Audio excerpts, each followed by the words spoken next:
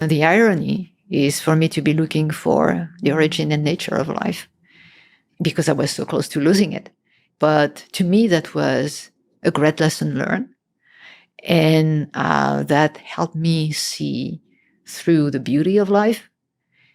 Going on the other side of that, it became really what made me and helped me go through absolutely everything and anything in life, climb mountains and tell me there is something I want to know. And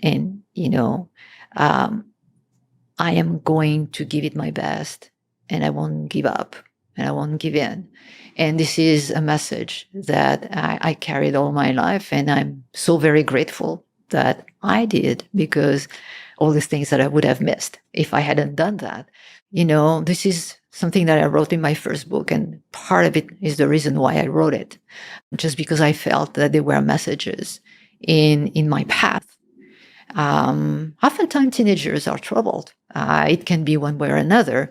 Or if it's not a troubled teenage, you have times in your life where you doubt, where, you're just waving your arm and say, what's the purpose? What's the reason? Why carrying on?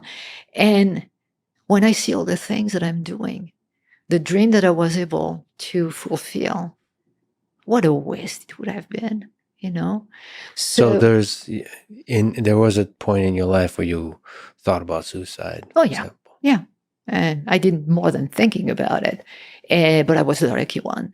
For some reason, I'm still here. I still don't know why, but I'm still here. And the lesson for me was that never, ever again, because you have to give tomorrow a chance. You never can think about tomorrow in the terms of the present. You never know what can happen. You know what is going to happen if you go through what you want to do.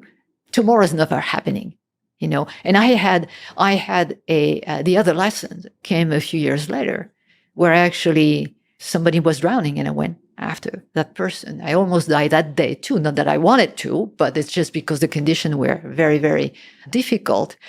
That person died from there, although we took him out of the water.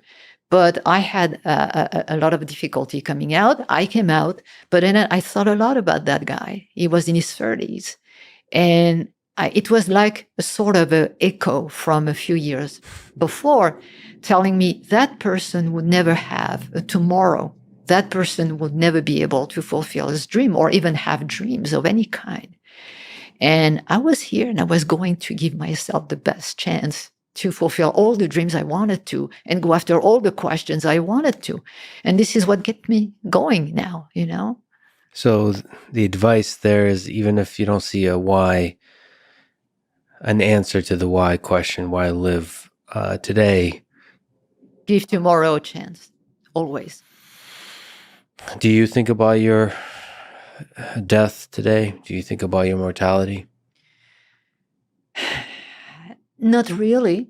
You've been so close with it so many times. Yeah, well, that's part of life. And you know what? If something happens to me while I'm doing the stuff I love, what a way of going. This will happen wherever it catches me. I don't know. I don't care. It will be what it will be. And I had the best of all masters for that. I had my husband. My husband and I were 44 years apart in age. And it was just a pure love story.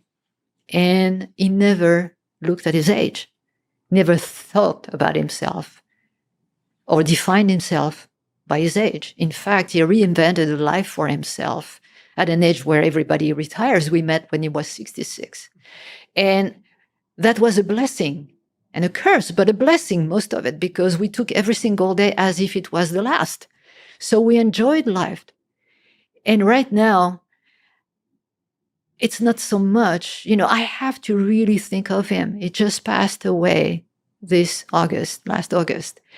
And for me, it's more like I have to draw from his example on him always telling me, look forward, trust life, be happy, live.